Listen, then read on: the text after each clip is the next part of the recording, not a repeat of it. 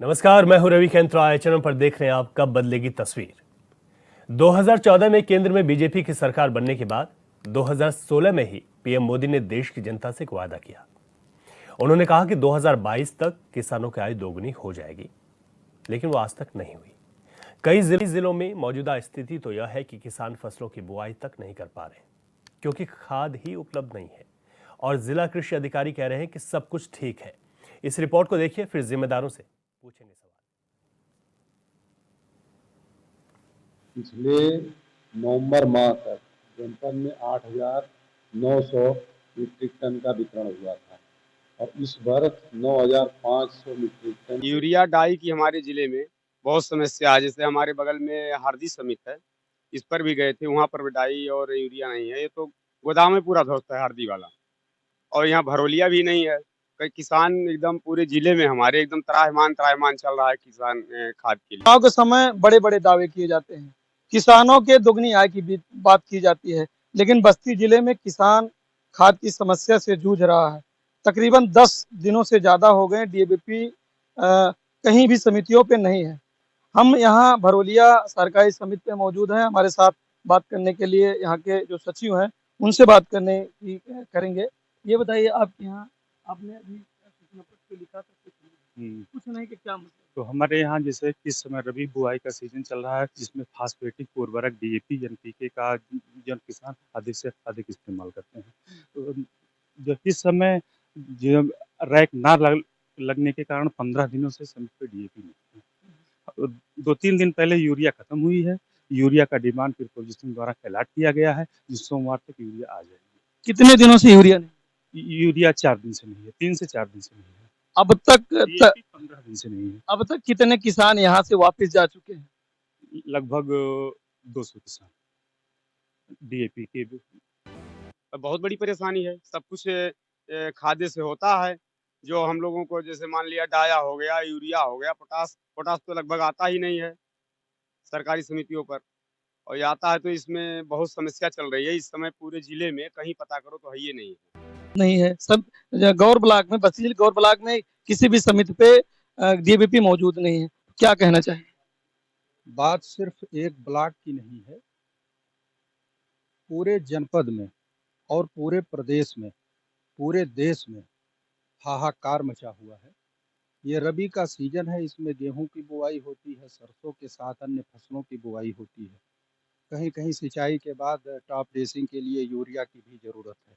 इस देश की अर्थव्यवस्था में कृषि का बहुत महत्वपूर्ण योगदान है।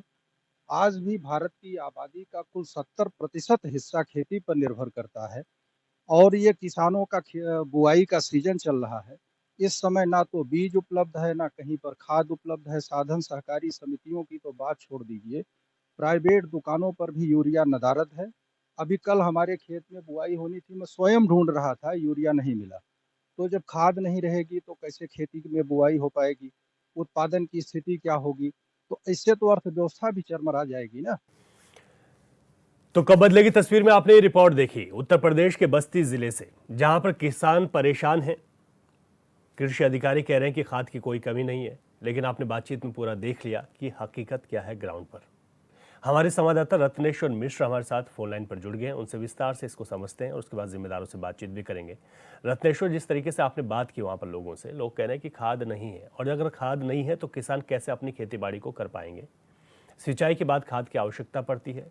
गेहूं की फसल इस वक्त अगर वो कर रहे हैं तो उसमें खाद की आवश्यकता पड़ती है, लेकिन खाद नहीं मिल रही है। एक्चुअल स्थिति क्या है ग्राउंड पर? जो समितियां खाद देती हैं वहां पर क्या स्थिति बनी हुई है?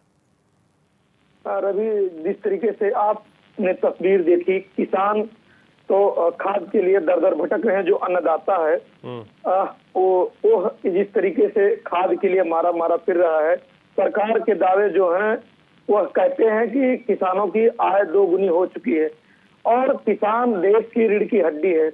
और किसान की जो लागत है, जिससे किसान अमीर होता है, किसान की रोजी रोटी चलती है, किसान का पेट भरता है, और किसान ही देश की अर्थव्यवस्था को चलाता है।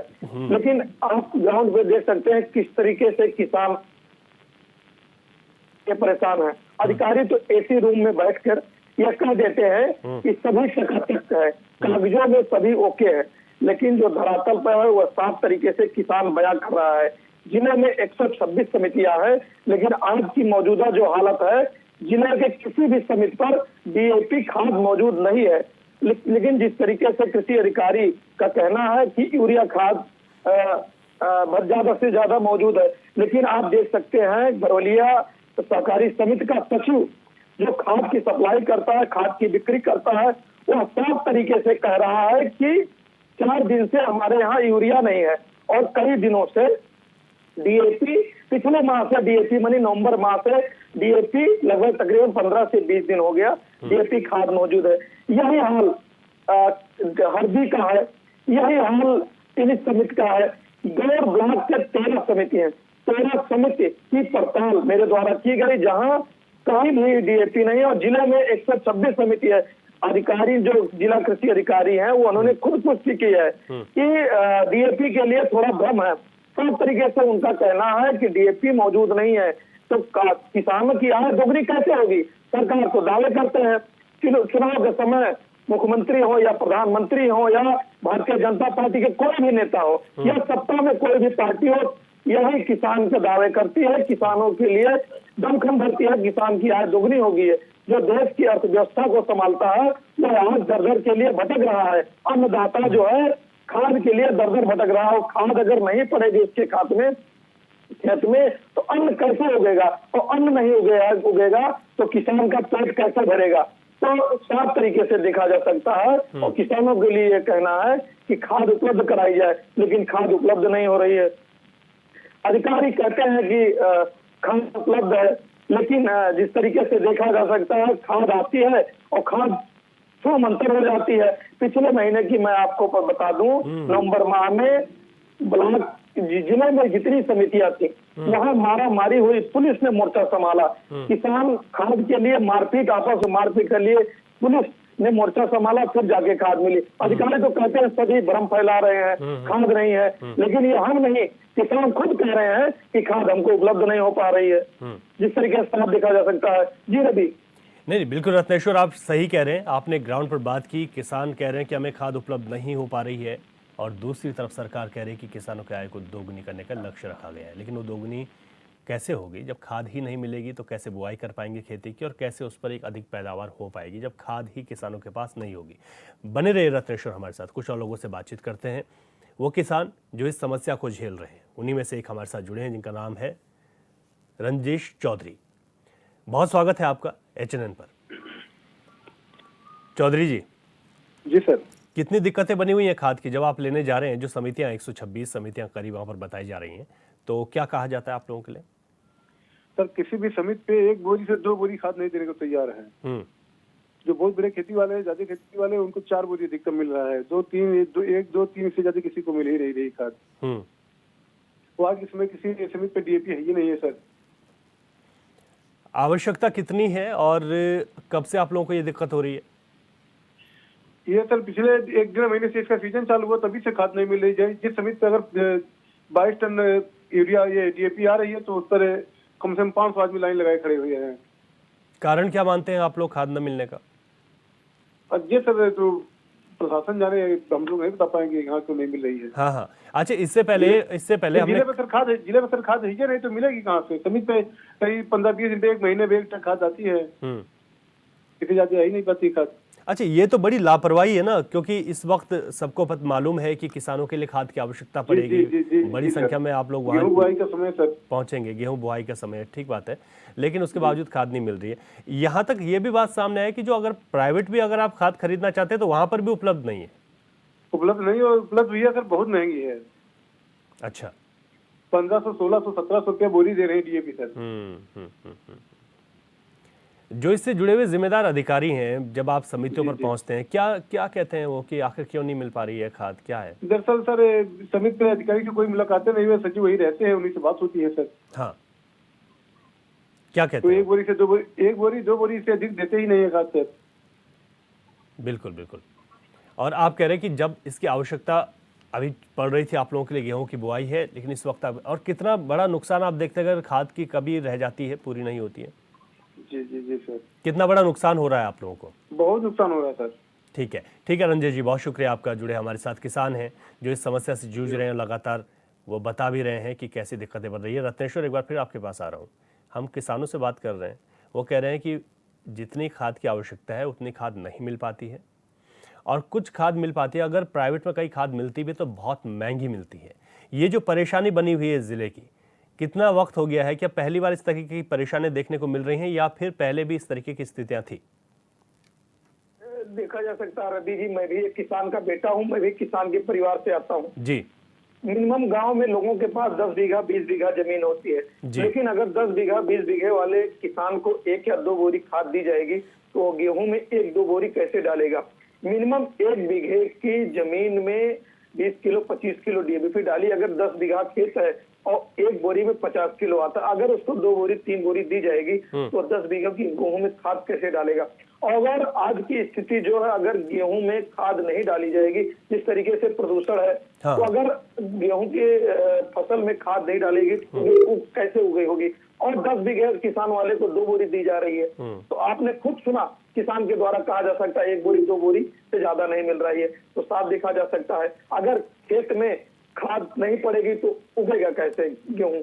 पैदावार कम होगी तो किसान फसल कम बेच पाएगा, कम बेचेगा तो उसके पास पैसा नहीं आएगा तो आगे किसान कैसे मजबूत होगा? उसकी आय दोगुनी कैसे होगी? लेकिन सरकार कहती है किसान की आय दोगुनी हो चुकी है, मंच पे बड़े बड़े दावे किए जाते हैं किसान की दोगुनी आय हो चुकी है। तो आप देख रहे हैं धरातल पर क्या है। और अगर अधिकारियों के पास जाओ तो अधिकारी कहते हैं आप भ्रम फैला रहे हैं, आपके खिलाफ कार्रवाई की जाएगी। आखिर किसान तो झूठ बोल नहीं रहा है, उसके मुंह में तो कोई आवाज डाल के वो किसान जो अपनी परेशानी है वो बयां कर रहा है, लेकिन पत्रकार या रिपोर्टर ग्राउंड पे जाके किसान की आवाज उठाता है तो फिर पत्रकार की उसको मुकदमा मिलता है, उसको डराया जाता है, उसको धमकाया जाता है कि आपके ऊपर कार्रवाई हो जाएगी। यह है धरातल की स्थिति। बिल्कुल सही बात है, और बहुत सोचने बहुत चिंता का विषय भी है कि किसानों को आपने कहा कि आय दोगुनी कैसे होगी, सवाल फिर वहीं आकर रुक जाता है। बने रहेगा रत्नेश्वर हमारे साथ, कुछ और लोगों से बातचीत करते हैं। सामाजिक कार्यकर्ता हमारे साथ जुड़ गए हैं, उनसे भी जान लेते हैं कि किस तरीके की स्थिति वहां पर बनी हुई है और उनकी ओर से क्या प्रयास किए जा रहे हैं। बृहस्पति कुमार पांडे जी, आपका बहुत स्वागत है चैनल पर। धन्यवाद। जहाँ तक किसानों को खाद की उपलब्धता की बात है तो सितंबर महीने से ही किसानों को रबी का सीजन जैसे ही लगता धान की कटाई शुरू हो जाती है। जी। तो हम लोगों को सबसे ज्यादा जरूरत होती है उस समय सितंबर में जो तिलहनी फसलें हैं उसकी बुआई शुरू हो जाती है जी। तो तिलहनी फसलों में डीएपी और यूरिया की मांग उसी समय से बढ़ जाती है, लेकिन सरकारें जो है जब आधी बुआई हो जाती है तो सरकारी सहकारी समितियों पर, यहाँ खासकर हम उत्तर प्रदेश की बात करें और बस्ती जिले की बात करें, तो सहकारी समितियों पर आधी बुआई किसान कर चुके हैं तो खाद मिलनी शुरू हुई है। और सबसे बड़ी समस्या थी जो किसान बड़े किसान हैं उनको पहले उपलब्ध करा देते हैं, और सबसे ज्यादा जो किसानों की संख्या है वो मझोले और छोटे किसानों की है, उनको मिल ही नहीं पाता है। और अभी हम अगर बात करें तो सितंबर में उत्तर प्रदेश को 1,95,000 मीट्रिक टन डीएपी की जरूरत थी, और उत्तर प्रदेश सरकार को जो आवंटित हुआ था 1,35,474 टन ही मिला था। तो आप अंदाजा लगा सकते हैं कि कितना किसान को कैसे सप्लाई देंगे। और दावे जो माननीय मंत्री महोदय हैं उत्तर प्रदेश में सूर्य प्रताप शाही जी, वो अपने सोशल मीडिया के माध्यम से करते हैं कि सभी जगहों पर खाद उपलब्ध है। सहकारी समितियों पर अभी धरना प्रदर्शन हो रहा था, बस्ती करधौली में जो है किसानों ने धरना प्रदर्शन भी किया था खाद के लिए। अगर माननीय मंत्री जी कहते हैं कि खाद उपलब्ध है तो किसान क्यों सड़क पर उतरा, ये सोचने वाली बात है। नहीं, ये सोचने वाली बात है। उत्पादन निश्चित तौर पर प्रभावित होगा अगर खाद नहीं मिलेगी, तो गेहूं की बुआई की बात हो या सरसों की बुआई की बात करें, क्योंकि रबी का जो सीजन है वो बहुत अहम होता है दलहनी तिलहनी और गेहूं की फसल के लिए। इस समय सरसों की बुआई होती है, अलसी की बुआई होती है, चना बोया जाता है, मटर बोया जाता है। सब्जियां जो है सबसे ज्यादा आवक इसी सीजन में होती हैं, यानी सबसे ज्यादा डिमांड हो रही है और सबसे कम जो है सप्लाई हो रही है। सहकारी समितियों पर तो एकदम नदारद है, किसान पहुंच रहे हैं उसके बाद खाली हाथ लौट करके आते हैं। अगर बहुत ज्यादा वो मतलब दबाव डालते हैं तो उनको एक आध बोरी दे करके तरका दिया जाता है। तो ये बड़ी समस्या है और इससे निश्चित तौर पर सरकार भले दावे करे कि उत्पादन अच्छा हो रहा है, हम दोगुना तुगुना आय करेंगे, लेकिन आय जो है दोगुना तुगुना नहीं हो पाएगी, क्योंकि बिना खाद के जो पोषक तत्व मिलने चाहिए फसलों को, चाहे हम सूक्ष्म पोषक तत्वों की बात करें या नाइट्रोजन की बात करें, फास्फोरस की बात करें, ये सारी चीजें जो है एकदम नदारद रहती है मौके पर। अच्छा पांडे जी, अगर बात करें तो ये जो समस्या आज वर्तमान में बनी हुई है और पिछले सालों की अगर तुलना करें तो पिछले सालों की क्या स्थिति रही है खाद को लेकर? सर ये हर साल की समस्या है किसानों की। हर साल किसान जो है हो हल्ला मचाते हैं। हर साल सरकार दावे करती है कि उनको खाद समय से मुहैया करा दी जाएगी, जबकि सरकार को ये पता है कि खरीफ सीजन खत्म हो रहा है। खरीफ में भी ये समस्या रहती है, रबी में भी समस्या रहती है, जायद में थोड़ी कम हो जाती है क्योंकि उस समय फसल बहुत ज्यादा नहीं ली जाती है। लेकिन सरकार पहले से स्टॉक नहीं करती है, क्योंकि सरकार आज भी जो है भारत की अगर बात करें तो निर्यात ये लोग ज्यादातर खाद बाहर से कर रहे हैं। और अभी इन्होंने नैनो यूरिया लॉन्च किया 2-3 साल पहले। नैनो यूरिया वास्तव में किसानों को सही से ट्रेनिंग नहीं दिया जा रहा है। उसका जो फसल पर प्रभाव होना चाहिए वो दाने वाली जो यूरिया आ रही है उसकी अपेक्षा बहुत कम है। और जबरदस्ती किसानों को नैनो यूरिया की डिबिया थमा दी जाती है, जो बहुत छोटी सी डिबिया है, जबकि किसान को तो 45 किलो 50 किलो की बोरी दिखती है कि हम अपनी फसल में इतना ज्यादा खाद डालते थे, वो कैसे करेगा? उसको न छिड़कने का सही से साधन है। अभी ये कह रहे हैं कि हमने ड्रोन दीदी तैयार कर दिया, लेकिन ड्रोन दीदियां दिख नहीं रही है फील्ड में, ना ही वो जो है छिड़कने के लिए समय से ड्रोन उपलब्ध हो पाते हैं। जी। अच्छा यहाँ पे एक बड़ा महत्वपूर्ण सवाल ये आपने बता दिया, परेशानी बहुत बड़ी है वाकई में, लेकिन जिस तरीके से दावे किए जाते हैं, ये भी दावा किया गया कि जो खाद है वो बहुत सस्ती हो गई है, सस्ते दामों पर मिल रही है और किसी तरह से किसानों को परेशान नहीं हो रही। उस बात को तो वो बात तो साफ हो गई कि परेशानी तो सामने मिल रही, लेकिन जो सस्ते होने की बात करती है सरकार की, खाद को सस्ता कर दिया गया है, तो वाकई में जो स्थिति है वो क्या है? सर देखिए, खाद सस्ती नहीं हुई है, बोरी में वजन कम हो गया। पहले जो वजन था वो 50 किलो का आता था, अब उसको 45 किलो कम कर दिया गया। तो 5 किलो तो बोरे में वो कम कर दिया उन्होंने। तो 5 किलो अगर बोरे में कर दिया, अगर 25 रुपया 50 रुपया उन्होंने कम कर दिया, तो खाद की मात्रा भी तो कम कर दी है। तो ऐसे में सिर्फ मात्रा को कम करके इन्होंने रेट को घटाने की बात की है। लेकिन जब सहकारी समितियों पर किसान जाते हैं, और अब तो ई-पास मशीन से अंगूठा लगाया जाता है, किसान को ये नहीं पता रहता कि उसको अंगूठा लगाने के बाद उसके नाम से कितनी बोरी खाद को खारिज किया गया, क्योंकि किसान तो अंगूठा लगाता है, उसको 1-2 बोरी दे दी गई और पता चलता है उसके नाम से 5 एकड़ जमीन है, उसके नाम से 25 बोरी खाद आवंटित होनी चाहिए। तो आप लोगों को इस बात की भी शंका है कि इस तरीके से कालाबाजारी हो रही होगी? निश्चित तौर पर सर होती है, और ये कालाबाजारी जो बड़े लोग हैं उनको सहकारी समितियों से खाद जो है बेच दी जाती है और फिर ब्लैक में खाद बिकती है। और जो अगर हम बात करें सिद्धार्थनगर या नेपाल बॉर्डर की, तो नेपाल में खाद क्योंकि महंगी है, तो ज्यादातर जो बॉर्डर वाले इलाके हैं वहाँ खाद की कालाबाजारी हो जाती है। इंडिया से नेपाल को भी जाती है खाद। एक कालाबाजारी का एक बड़ा कारण है, क्योंकि वहाँ रेट ज्यादा मिलता है कालाबाजारियों को। ठीक है पांडे जी, आपने बहुत ढंग से पूरी सिचुएशन समझाई है कि आखिर वजह क्या हो सकती है और क्या स्थिति बनी हुई। बहुत शुक्रिया आपका। हमारे साथ अजीत सिंह जुड़ गए हैं, समाजवादी पार्टी के प्रवक्ता हैं बस्ती से। अजीत जी, आपका बहुत स्वागत है एचएनएन पर। जी बहुत बहुत धन्यवाद। आप आज हम खाद की किल्लत पर बात कर रहे हैं। अधिकारी कह रहे हैं किसी तरीके की कोई कमी नहीं है, लेकिन वाकई में स्थिति साफ है कि खाद नहीं मिल रही, जितनी मिलनी चाहिए उतनी नहीं मिल रही है। क्या वजह हो सकती है, जबकि सरकार तो पूरे दावे करती है? सरकार के दावे पूरी तरह से खोखले हैं, और इस पर तो सिर्फ हम इतना कहेंगे, दुष्यंत कुमार की एक पंक्ति मुझे याद आती है, तुम्हारे गांव में, तुम्हारे फाइलों में गांव के मौसम गुलाबी हैं, ये सब आंकड़े झूठे हैं, ये दावे किताबी हैं। तो सरकार सिर्फ अपनी पीठ थपथपा रही है, जबकि वास्तव में जब आप जमीन पर जाएंगे, किसानों से मिलेंगे, और किसानों से क्या समितियों पर जाएंगे जहां पर खाद बीज उपलब्ध होने चाहिए, तो आज वो नदारद है और ये बुआई का सीजन चल रहा है। इस समय किसान अपने खेतों में बुआई करता है, उसमें उर्वरक की जरूरत पड़ती है, और वो उर्वरक कहीं दिखाई नहीं पड़ रहा है। इनके अधिकारी सिर्फ खोखले दावे करते हैं अपनी पीठ थपथपाने के लिए। तो सरकार के जो ये वायदे हैं कि आय 2 गुनी हो जाएगी, 3 गुनी हो जाएगी, किसान अन्नदाता है, किसान के नाम पर जब भी कोई चुनाव होते हैं तो किसान बड़ा केंद्र बिंदु रहता है, लेकिन फिर उसके बावजूद इस तरीके की लापरवाही अधिकारियों की। ये भारतीय जनता पार्टी की सरकार का किसान से कोई लेना देना नहीं है। इनका लेना देना सिर्फ उद्योगपतियों से है, पूंजीपतियों से है। किसान इस देश का अन्नदाता है। इस देश की अर्थव्यवस्था में 70% जो जनसंख्या है 70% खेती पर निर्भर है आज भी। और खेती के द्वारा हमारी अर्थव्यवस्था की मजबूती बनी रहती है।